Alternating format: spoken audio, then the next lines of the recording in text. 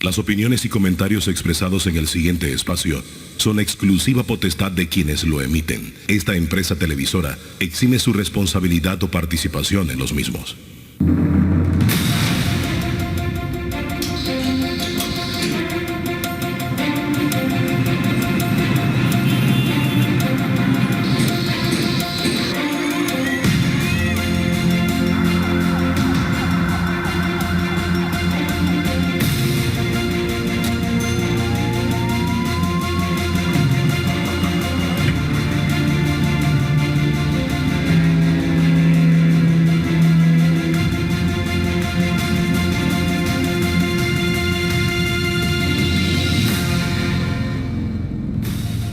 Amigos, ¿qué tal? Buenas noches, bienvenidos. Esto es Debate Abierto. Esta noche conoce a tu candidato. Tenemos al candidato a la presidencia de la República para las primarias del Partido Revolucionario Democrático, Laurentino Cortizo, aquí en el estudio con nosotros, señor Adames. Bueno, señor Rodríguez, buenas noches, señor. Buenas gracias, buenas noches. Mire, el PRD es un partido muy particular.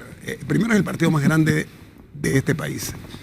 Segundo, se da el lujo que tiene como aspirantes a ocupar esa bandera, ese sitio privilegiado de ser el abanderado del PRD. Tiene un expresidente, 3 exministros, un exalcalde, un exmagistrado y una diputada.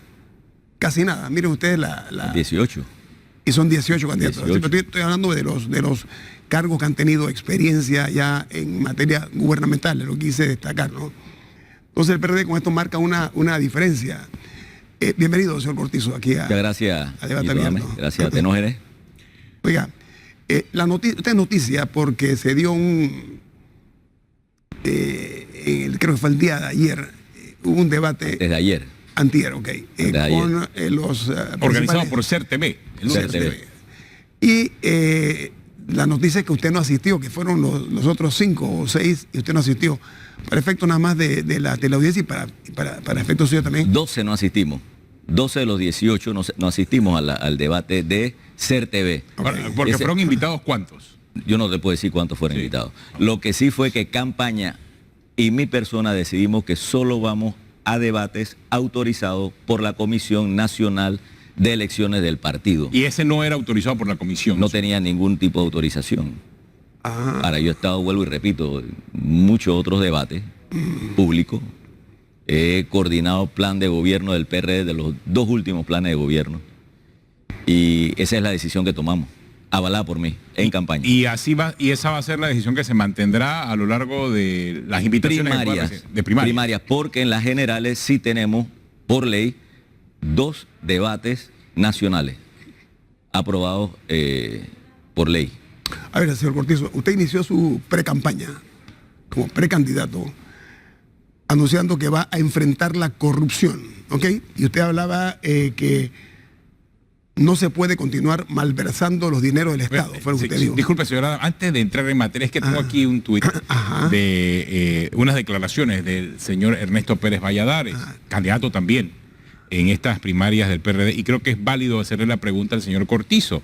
Dice el señor Ernesto Pérez Valladares, Nito Cortizo fue solidaridad. Y él refiriéndose a la ausencia, al partido Solidaridad, y refiriéndose a la ausencia en el debate. No vaya a ser que ahora tenga otras inclinaciones. ¿Qué piensa usted? ¿Qué le responde al señor Ernesto Pérez? Sí fui Solidaridad. En esos 5 años apoyé de frente al gobierno de Pérez Valladares. Y yo le tengo un gran aprecio al doctor Pérez Valladares. Un gran aprecio. Pero no significa que usted no es PRD. No, yo soy PRD torrijista. Tengo 12 años de estar inscrito en el partido. Porque cuando el doctor Pérez Valladares habla de inclinaciones, pudiese sentir que se va a otro partido. Si de repente ser más PRD es alguien que sea fundador, puede ser. Yo me siento PRD. ¿Y por qué se siente PRD torrijista? Porque yo tengo claro el rumbo que debe tener el partido. Nosotros, cuando Omar... pasamos de una quinta frontera que fue la descolonización, fue el gran proyecto de país. Desde esa época nosotros no hemos tenido en Panamá un proyecto de país. En este momento, si yo le pregunto a las personas cuál es el proyecto de país de Panamá, no lo hay. Entonces hay un proyecto de país que está pendiente en el PRD.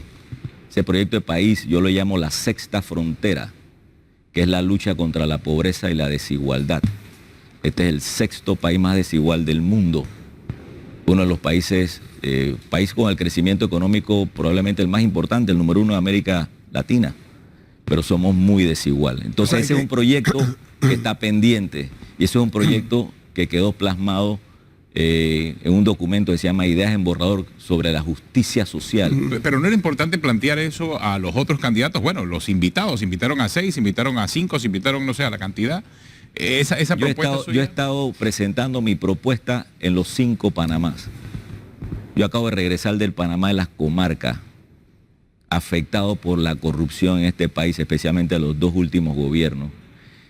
Estuve en el Panamá rural agrícola hace 3 semanas atrás. Este fin de semana estuve en el Panamá de los barrios. Estuve en Omar Torrijos, el corregimiento de Omar Torrijos, en Amelia Denis y Casa. En varios corregimientos de San Miguelito que tienen problemas de agua, de las aguas servidas, aguas negras, en el medio de este país.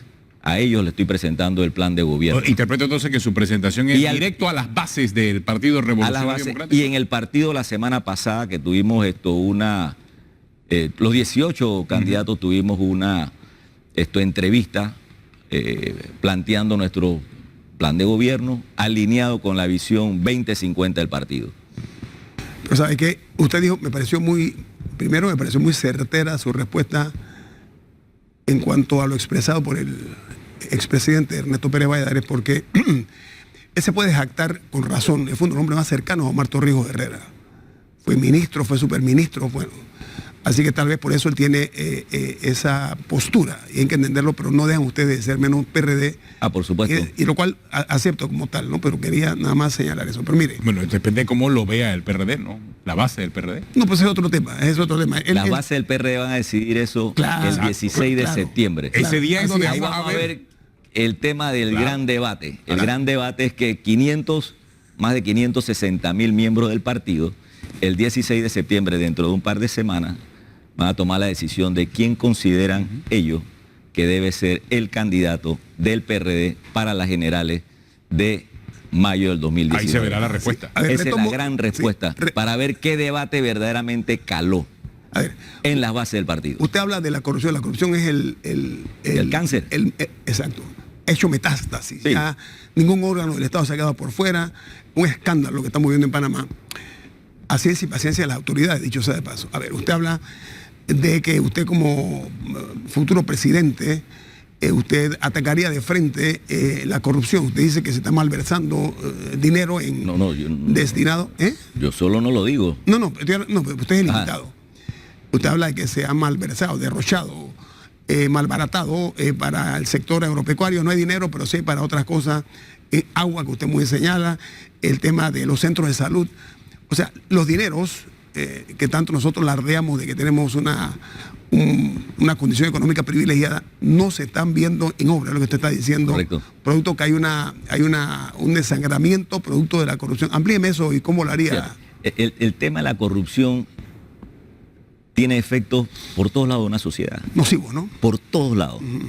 Si tú lo ves desde el punto de vista, por ejemplo, de inversión, un país evaluado tan mal como Panamá en el tema, por ejemplo, de la lucha contra la corrupción, un inversionista que analiza la situación de la corrupción en el país, piensa 2 veces invertir en el país. Inversionista extranjero y local. Los dos. Inversión directa extranjera y el local. Claro. O sea, tú requieres un clima de confianza para poder invertir. Es más, las cifras del 2018 en el tema de inversión directa extranjera está bajando alrededor de un 16%. O sea, que allá hay una luz amarilla que hay que tener tener cuidado. Hay que tener cuidado, esa luz amarilla hay que tener cuidado.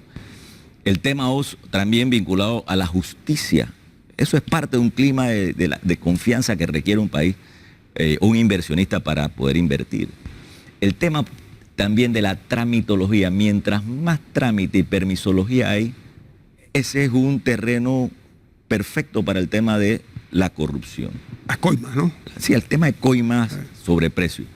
Entonces, ¿qué cosas se pueden hacer rápidamente, independientemente del nuevo orden constitucional?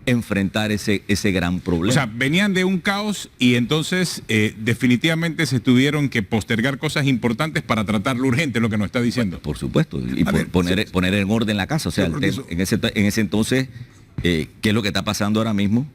O sea, se requiere información en el tema del Seguro Social para poder tomar decisiones, cosa que este gobierno no va a dejar el Seguro Social, la información del Seguro Social que sea confiable para poder decir al país, estos son los factores y estas son las decisiones que se deben tomar. Usted fue presidente de la Asamblea, ¿ok? Usted sabe lo que es eso dentro, ¿no? Que ocurre en ese hemiciclo, ¿no?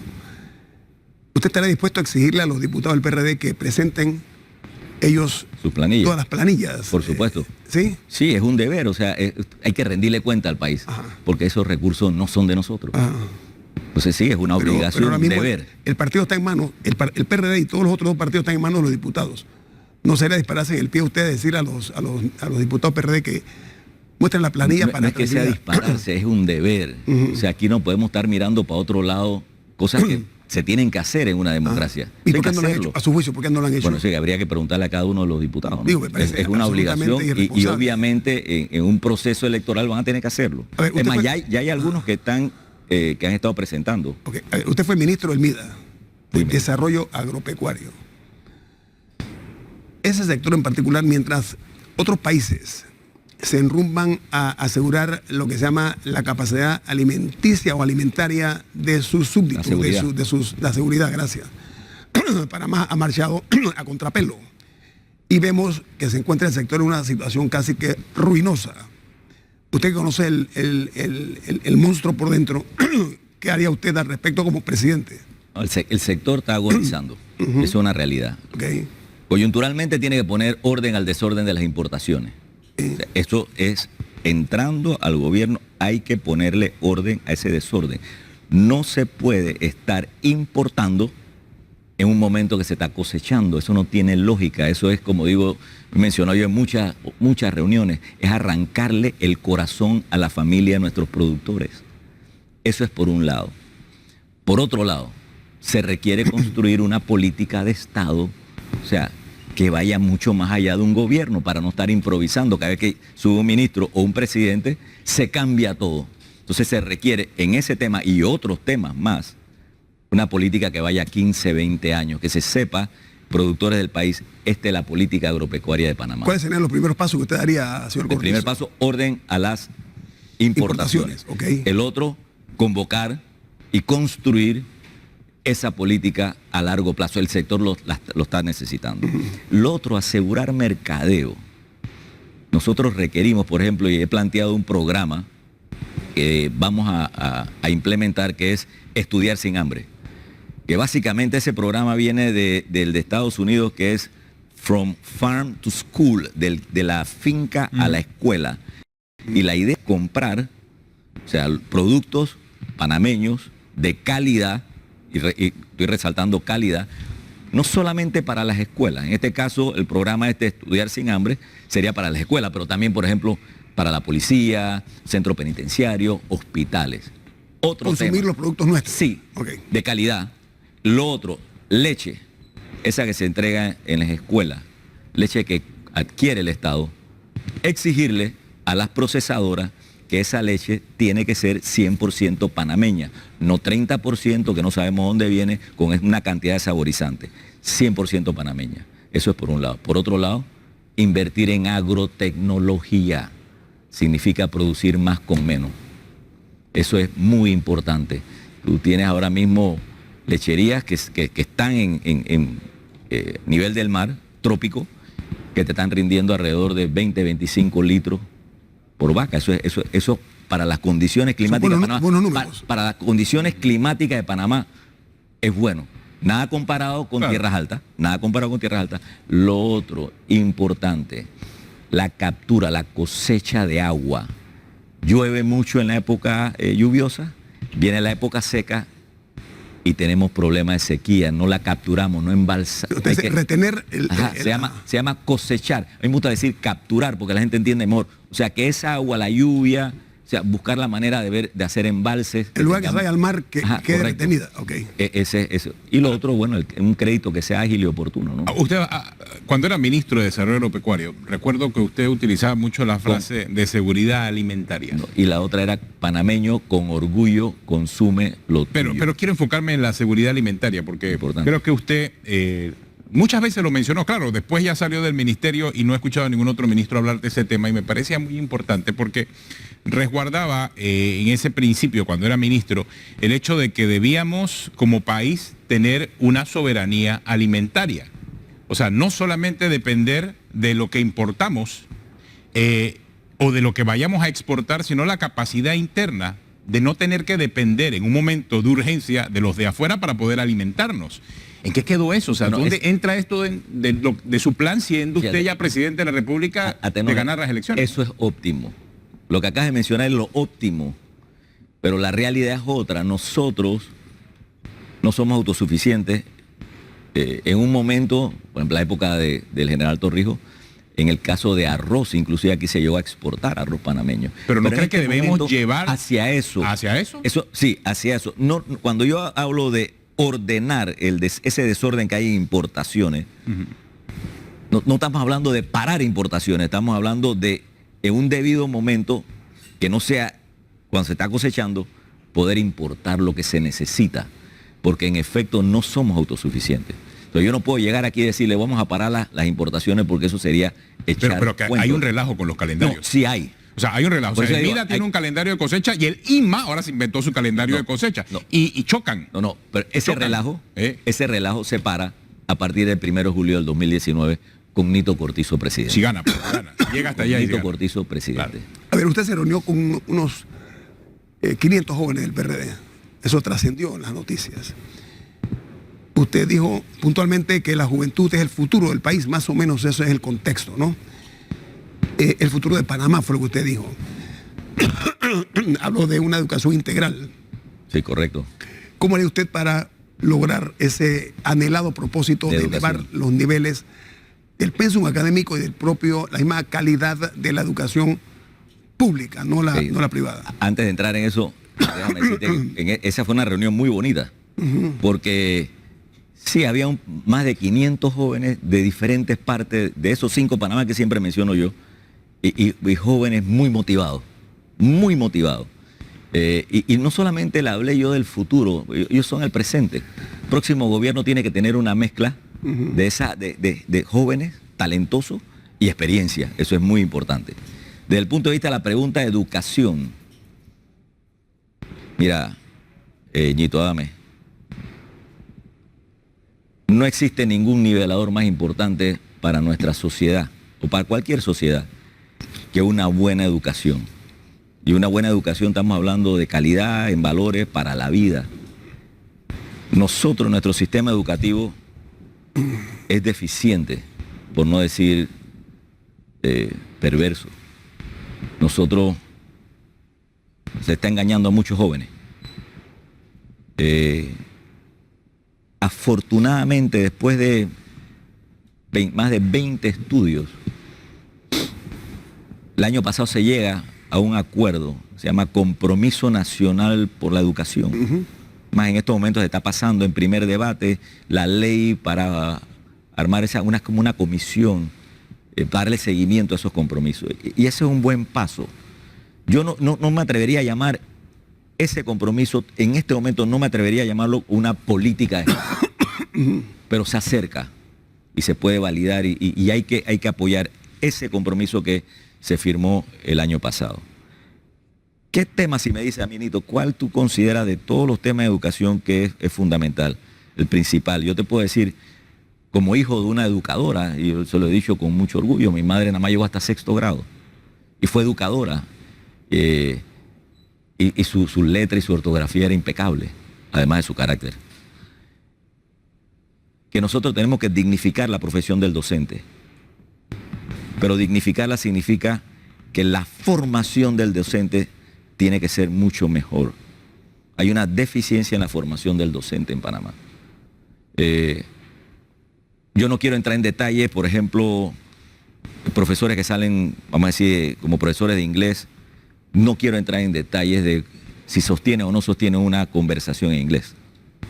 No quiero entrar en ese detalle, pero la formación. Nuestras universidades tienen que mejorar esa formación del docente. Ahora, lo otro que hay que hacer, el tema del perfeccionamiento de los docentes que tenemos. Y para eso nosotros necesitamos un instituto de perfeccionamiento del docente. Lo veo adelantándose en algunos temas puntuales, ahora que habla de educación, de los que ya se ha hablado en los últimos 3, 4 años. O sea, paralelo a todo lo que está haciendo este gobierno en temas de educación y los problemas que hay, la empresa privada, la sociedad civil se ha involucrado en un programa de excelencia educativa. Muy bueno. Sí, y hay ya propuestas puntuales de cosas puntuales que hay que hacer. Sí. Inclusive ya hemos recibido recomendaciones del Banco Interamericano de Desarrollo, Banco Mundial, Fondo Monetario Internacional. O sea, ¿habrá una fórmula nueva o usted revisará esto para poder tomar decisiones? Para no improvisarlo, digo yo. Pero, espérate.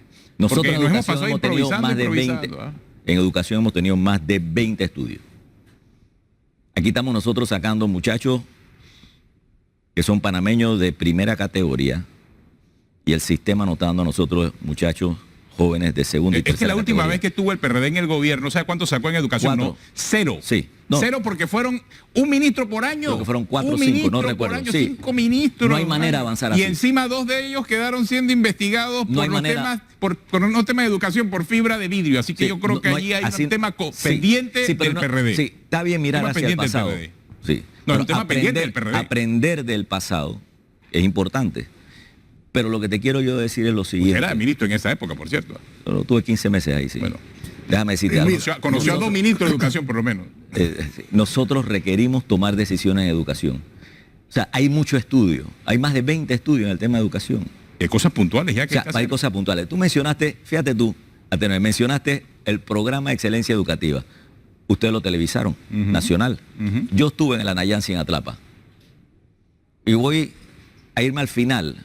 Tú oíste y viste la euforia que había en ese Anayansi. Ese fue el segundo, ahora están en el tercer año. Así es, el tercer año. Perfecto. Al final se da el reconocimiento a los primeros premios.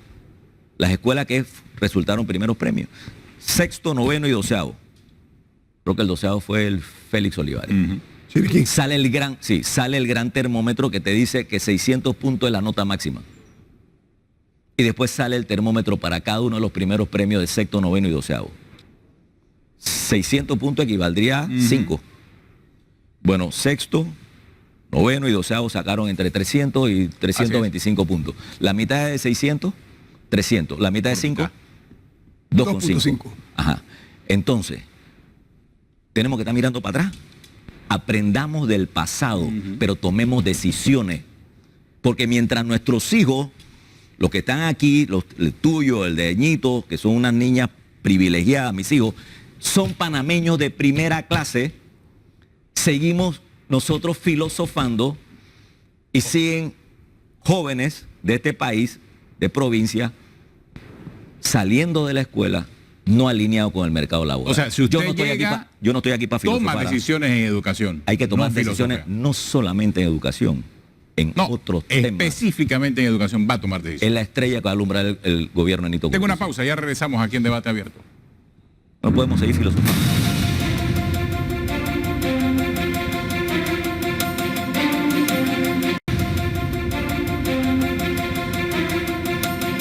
Continuamos aquí en Debate Abierto y conoce tu candidato con el señor Laurentino Cortizo del PRD, señora Adames. Como no, mire, el panorama en materia de educación en Panamá no es desolador, pero está bastante próximo, sobre todo en lo que se conoce como el Panamá profundo. El Panamá que usted mencionaba, no únicamente las áreas indígenas, sino otros puntos donde la educación no únicamente confronta o enfrenta problemas serios, sino que aquí hay algo que para mí es inaceptable, que ya lo hemos tocado en este programa y quisiera escuchar su opinión. ¿Cómo se puede explicar que a esos maestros que hacen todo su esfuerzo, que es casi, yo diría que un sacrificio que están haciendo para llevar el conocimiento, usted habla de la luz, de llevarle la luz del conocimiento a estas áreas apartadas del país, a esos maestros no se les paga por 5 o 6 meses? ¿Qué haría usted al respecto, señor Cortizo? Las áreas de difícil acceso, eso es prioridad. Las áreas donde... Pero primero, ¿cómo se puede justificar y usted cómo haría para erradicar esa tragedia? Esa falta de pago. Sí, de salario. tú tienes de varios lugares puedes sacar. Tú agarras y podas el presupuesto general del Estado tal como está ahora mismo y te vas a asombrar de la cantidad de recursos que puedes recuperar, no solamente para pagarles a esos profesores y maestros de difícil acceso, para muchas otras cosas. Tema de corrupción. El verbo que utilizó fue podar. Podar, sí, podas. O sea, tú entras en el presupuesto, obviamente lo vamos a hacer después del 17, porque el presupuesto ahora es el que nos va a tocar a nosotros. Claro. Vamos a tener un equipo para podar. Sería para el presupuesto después del 19, sería el 19. No, sí. Le va a tocar a usted el del 19. Sí, o sea... Si gana, pues si gana. Correcto. Y de ahí yo estoy seguro que cuando tú comienzas a ver viajes al exterior, viáticos al exterior, consultoría, una cantidad de gastos, fácilmente lo podas y puedes, obviamente, la prioridad, esos educadores que están en área de difícil acceso. O sea, ese es un tema que es prioridad, tienes que pagarle a esos docentes. A ver, uno de las desilusiones mayores de nuestro electorado y en consecuencia de nuestra sociedad es que en campaña se promete casi de todo. Cierto. Y ya en función de gobierno entonces se chocan con la realidad de que una cosa es prometer y otra cosa es ejecutar y cumplir. Usted se ha comprometido a trabajar tanto con el sector público como privado en materia de mirar hacia la juventud, es lo que usted dijo. ¿Cómo haría usted esa, vamos a llamarla alianza público-privada para ese propósito en materia de educación? Vincula la educación con el sector privado, cosa que no se está haciendo. ¿Pero de qué manera? Tienes que vincularla. La otra es el tema de emprendimiento. No, pero ¿cómo lo materializaría? Es la pregunta.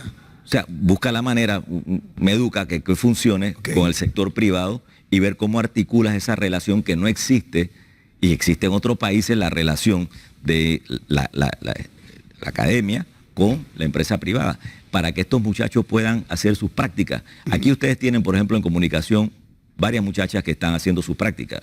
Una que fue y me buscó, pero tienes que hacerlo de una manera mucho más organizada. 1, 2, buscar la manera de incluir la materia de emprendimiento en las escuelas. E innovación también. Sí, emprendimiento, sí, innovación, tecnología, pero emprendimiento. Y lo otro, buscar la manera de ver cómo nosotros podemos, lo que hacíamos, lo que estudiamos fuera de aquí, el part-time job, o sea, el trabajo a tiempo parcial, que un muchacho que tenga unas buenas notas pueda 2, 3 horas trabajar y recibir un recurso y a la vez es una práctica. O sea, que cuando ese muchacho sale de la escuela no le dicen, bueno, ¿y cuál es tu experiencia? Que ese es otro de los grandes problemas que tiene un estudiante cuando sale de la escuela o de la universidad. En materia económica, porque no es y yo creo que esa va a ser la primera acción de cualquiera que gane el próximo gobierno, rescatar la parte económica, por lo menos dar seguridad y definir un rumbo mucho más claro acerca de cómo hacer que se mueva la economía. En eso, ¿qué plantea el señor Cortizo? Mira, nosotros y el equipo que está trabajando la parte económica, la información que estamos manejando es, uno, bueno, obviamente que el crecimiento económico ha estado disminuyendo. Lo otro es que el desempleo está aumentando y los intereses también. O sea, esto es una combinación que no es muy buena. Se calcula preliminarmente que vamos a tener para los próximos 5 años en el tema de inversiones con ahorros contemplados, sin los llaves en mano, alrededor de 21 mil millones de dólares. Pero eso es una cifra todavía que se puede analizar con más profundidad. Los llaves en mano que va a dejar este gobierno son alrededor de 6.200 millones de dólares. Más o menos. Es más o menos 6.200. Ese es el cálculo. O sea, lo otro que tenemos nosotros que trabajar fuertemente es el tema de las reglas del juego. Si nosotros no tenemos reglas del juego, claro, muy difícil que va a estar llegando la inversión al país. O sea, el clima, tú necesitas un clima de confianza, una administración de justicia que le asegure a los inversionistas que las decisiones que se van a tomar son decisiones correctas basadas en el tema de derecho. Mientras nosotros no tengamos eso, vamos a tener problemas con el tema de la economía. Lo otro que se requiere hacer, y te lo dicen todos los sectores de la economía con que nosotros hemos hablado, es el tema de la tramitología. O sea, hay que entrar en el proceso de digitalización de los trámites en el país. O sea, avanzar en ese proceso. Modernizar el Estado. Sí, porque donde tú tienes muchas trabas, ese es cultivo para la corrupción. Ahí está el espacio para la corrupción. Sí. Entonces, esos son señales que tienes que estar mandándole a inversionistas, tanto locales como de afuera. En el tema de administración de justicia, Foro Económico Mundial nos tiene a nosotros evaluados de 137 países en la posición 120. Eso es una mala señal para un inversionista. Entonces, esos son los temas que tenemos que nosotros trabajar. Ver cómo, por ejemplo, en el tema del hub logístico, pasamos de lo que es transbordo de contenedores a irle dando valor agregado a ciertos productos, por ejemplo, en el tema del agro. O sea, cómo nosotros podemos utilizar esa posición geográfica que es el activo de Panamá para sacarle ventaja y que no sea nada más un transbordo de contenedores. Voy a cambiarle el ritmo. El hemisferio, por no hablar del continente europeo, ahora mismo hay una situación muy delicada con la parte migratoria que se ha agravado en América Latina por los casos de Venezuela y Nicaragua, que han creado problemas muy severos para esos países. Panamá no escapa a eso. Usted dijo el año pasado que en Panamá había un relajo migratorio. ¿Usted se acuerda? Sí lo hay. A mí no se me olvidó eso. Sí lo hay. Explíqueme el relajo y usted cómo acabaría con ese relajo. O sea, está entrando personas que en efecto no están ayudando al desarrollo del país. ¿Cómo filtraría usted eso? Con controles migratorios. O sea, y vuelvo y repito. Más estricto, dice usted, sí, más estricto. Más restricciones. Que a quienes nosotros, por ejemplo, nuestra casa es Panamá. Ok. Y siempre lo hago de una manera muy sencilla. En la casa tuya, Ñito o Atenógenes, ¿cualquiera puede entrar? No. Entra que uno quiere. Tú decides el que deseas que va a entrar. Nosotros como país tenemos que decir quién entra, quién se queda. Quien se queda es alguien que pueda contribuir al desarrollo del país. ¿Y quién se va? Pero es una decisión de nuestra política migratoria. Y siento que eso es un tema que tenemos nosotros que trabajar. O sea, tiene que ser un poco más estricta. A ver, si usted dice que tiene que trabajar, significa que no tiene específicamente un plan para cómo resolver o una propuesta para resolver. Nosotros tenemos en el partido más de 800 profesionales y técnicos trabajando en 27 comisiones, llevan más de un año. Una de esas áreas es el tema migratorio. A ver, ¿y qué propone? Bueno, tener una regulación mucho más estricta en el tema de la migración. Controles, dice usted. Controles. Sí, pero ¿controles en qué sentido? Porque le digo, el gobierno del señor Martinelli, el pasado, pues se abrió completamente con el tema de crisol de raza y fue una apertura completa. Ojo, y tomemos en cuenta que había intenciones en ese momento de estimular el consumo y una cantidad de cosas al interno del país, mover la economía, en fin. Llegó el gobierno del señor Varela y fue lo contrario. O sea, se cerraron las llaves y eso también trajo otro tipo de consecuencias, vinculado también al tema de Venezuela y todo lo demás. Por eso le pregunto específicamente, o sea, ¿qué hacer? ¿O abres las llaves o cierras las llaves o defines una nueva política migratoria? Tener una política vinculada no existe, al desarrollo del país. Eso significa no cualquiera puede entrar. Si viene alguien de afuera a invertir, inversión buena, bueno, ese se le debe abrir las puertas a ese inversionista que viene a generar empleo. Pero no que llegue alguien que sea un peso para la economía del país, para nuestra salud, para nuestra educación. O sea, ese tipo de migración no nos conviene a nosotros. Ahora, entonces tenemos que ser mucho más, tener más controles, no solamente en frontera, no solamente en puertos, no solamente en aeropuertos, en todas partes tener controles. Tú tienes, por ejemplo, en algunos restaurantes, personas que sabemos que están trabajando y son indocumentados. Entonces tú tienes que tener allí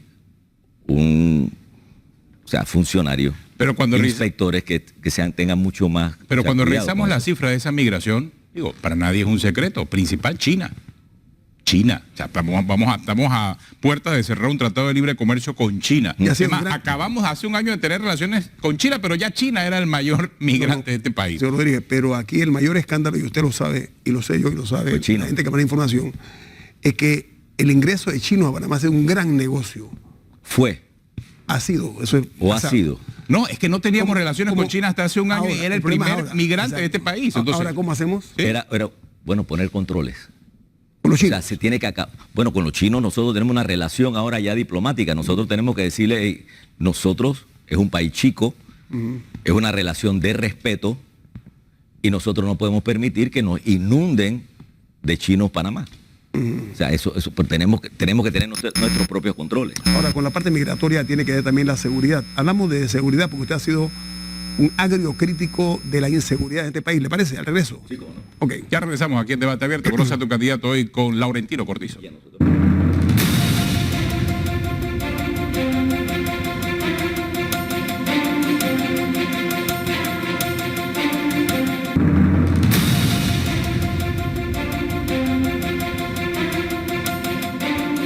Continuamos aquí en Debate Abierto. Hoy conoce a tu candidato con Laurentino Cortizo. Señora Adames. Bien, hablamos ya del tema migratorio, pero hay un vínculo entre el problema migratorio con la inseguridad del país. Porque como usted muy bien dijo, entran toda suerte de personas, muchos de ellos del mal vivir, para usar un término. Ahora, usted habló de una forma muy contundente de que basta ya de inseguridad. Ese basta ya implica un compromiso para usted. Sí, o sea, usted está diciendo, no estoy de acuerdo con lo que pasa, se tiene que acabar. ¿Cómo lo va a acabar usted? Basta ya las improvisaciones. ¿Cómo lo va a hacer usted? A ver. Dame decirte, cuando digo improvisaciones es porque, por ejemplo, los 6 últimos gobiernos nosotros hemos tenido 15 programas de seguridad. O sea, estamos hablando de un tema que tenemos que resolver. El abordaje en el tema de seguridad tiene que ser integral, un problema multidimensional. Y cuando decimos integral, estamos hablando de 3 áreas importantes: prevención, tema de la represión y la resocialización. En el tema de prevención, tenemos nuestras comunidades organizadas, trabajando, por ejemplo, en la comunidad con iglesia, con los representantes de corregimiento.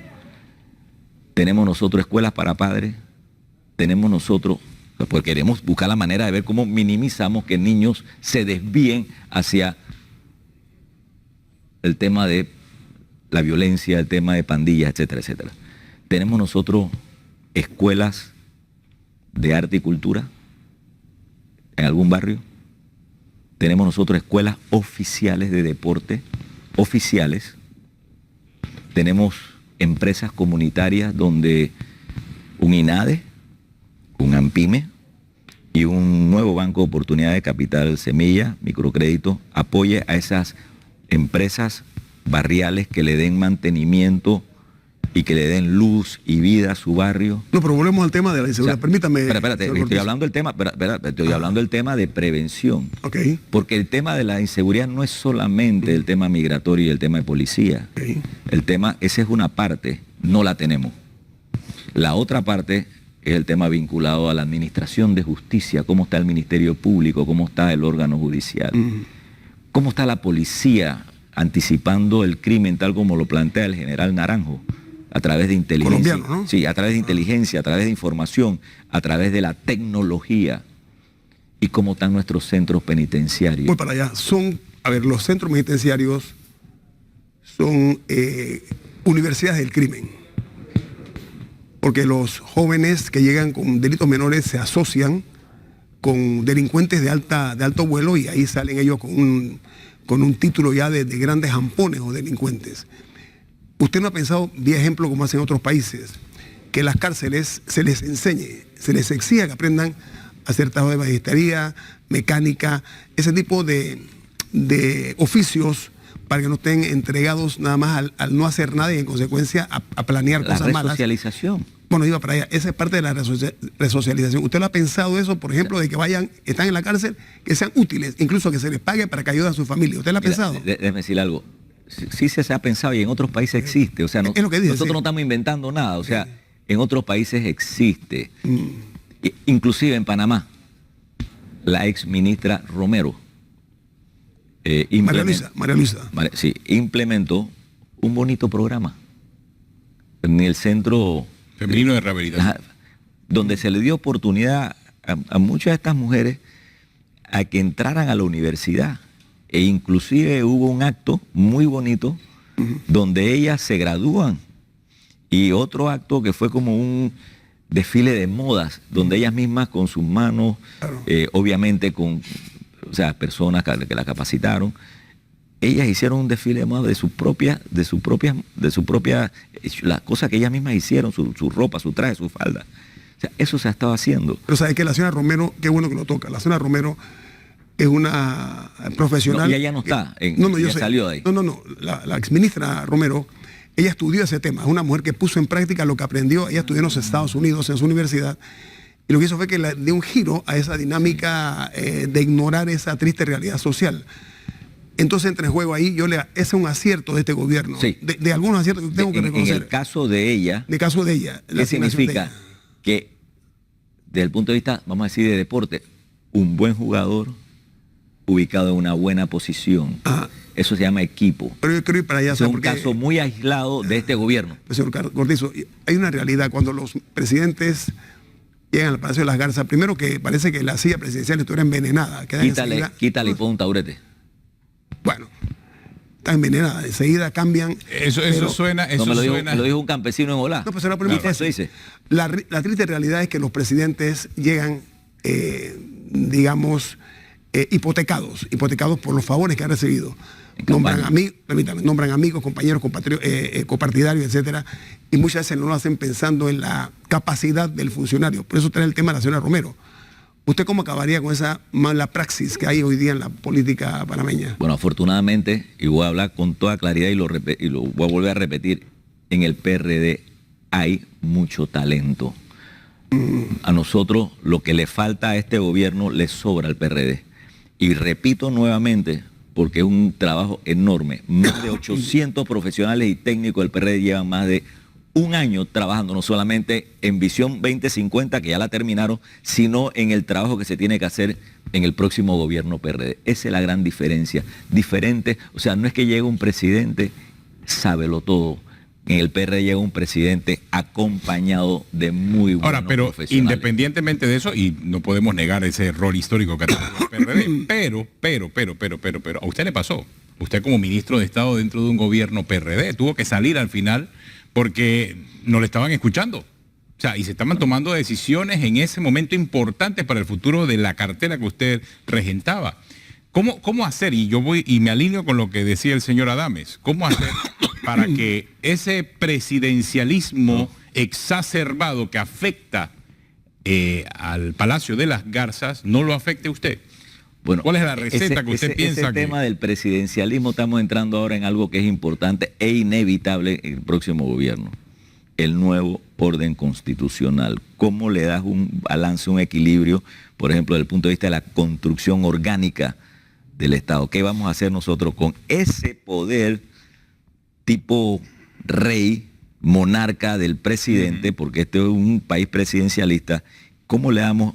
Y tú puedes decir, Ñito, puedes decir, Nito, para ti es fácil ahora porque tú no estás ya, tú no has llegado. No, es cierto, o sea, es muy cuando fácil. tú llegas, se le olvida, se le olvida. Es lo que le dije, ¿no? Hay que hacerlo, Ñito. O sea, no nos queda otra. Sí, hay que hacerlo. Perdón. Esa es una parte. Pero hay que hacer la reforma constitucional, ¿es lo que usted plantea? O sea, nosotros lo que estamos planteando, dentro de lo que se debe considerar, obviamente, es cómo se le da un balance, un equilibrio a esos tres órganos del Estado. Hay otras cosas más. Pero ¿y cuándo sería? ¿Cuándo sería el cambio constitucional? O sea, ¿en qué momento? ¿Cuál es el timing para eso? El timing no puedes esperar mucho. A ver, yo por ejemplo, ¿Cuánto tiempo es? Primer año. Que no te da margen. Pero el señor Varela, disculpe, el señor Varela dijo 2 años. exactamente, el señor Varela dijo en su campaña, lo tengo alojado en la memoria todavía, que el primer año él iba a implementar los cambios. Si no lo hace en el primer año, usted, está complicado. ¿Cómo sabemos que usted lo haría el primer año? Lo que hemos estado pensando, y ya en varios medios lo he anunciado, es pasando el 16, o sea, aprovechar esa veda que hay, porque entramos nuevamente el 17 de septiembre una veda, comenzar un proceso de... Pasando el 16 de septiembre. Sí, entramos nuevamente una veda hasta marzo. Entrar en un proceso de consulta nacional con diferentes gremios, diferentes... Sociedad. Sí, para ir adelantando, o sea, los temas, el tipo de qué mecanismo, o sea, tener ya adelantado eso, porque no hay margen.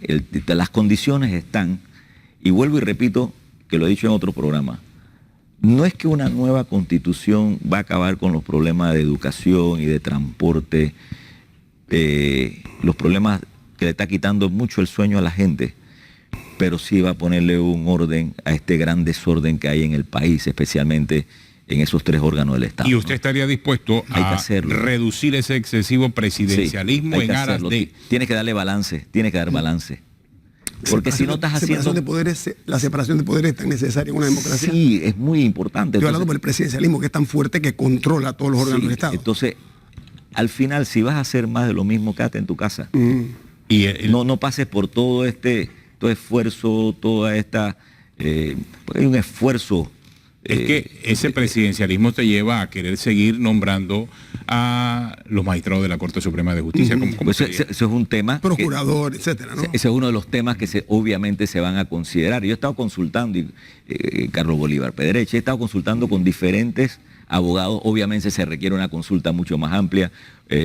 Unos hablan de la posibilidad de que esos magistrados salgan del mismo sistema, otros hablan de ciertas comisiones, otros hablan del tema de la aplicación real del pacto por la justicia, cosa que no lo ha aplicado el actual presidente.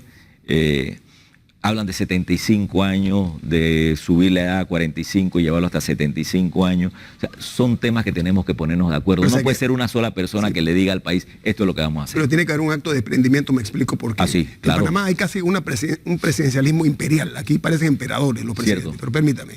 A ver, entra en juego entonces ya cuando ascienden a las alturas del poder, su círculo cercano, ¿ok? Le dice, acá presidente, tú vas a ser el más tonto que no vas a aprovechar, y ahí entonces la cosa comienza a distorsionar. O sea, tú vas a ceder cuando... Deja un legado. Al legado, me gusta. Deja un legado. O sea, si vas a hacer más de lo mismo, yo me quedo, y lo he dicho en repetidas ocasiones, nos quedamos en nuestra casa. Yo no estoy aquí para hacer más de lo mismo. El señor Rodríguez tiene un programa donde él chequea lo que han dicho. Entonces va, no funciona. Permítame. Lo tiene ahí chequeado para chequear. Señor Rodríguez, vamos a guardar eso. Vamos a guardar eso todo bien, lo que ha ¿no? dicho el señor Cortizo está grabado Preciso y precioso, ¿no? para Así. ir analizando cómo va cambiando la Así medida es, que avanza así la es, campaña. así es. El aspecto camaleónico, ¿no? Señor Cortizo, El gracias. aspecto camaleónico, De algunos políticos. Sí, Ah, señor. ok. Sí.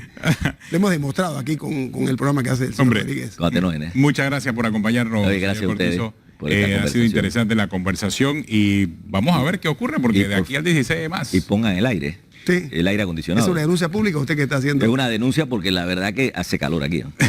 Así terminamos Calor este de amigo programa. aquí, la ciudad Gracias por estamos amigos. acompañarnos. De nuestra parte será entonces hasta mañana. Buenas Que te vaya noches a bien. todos.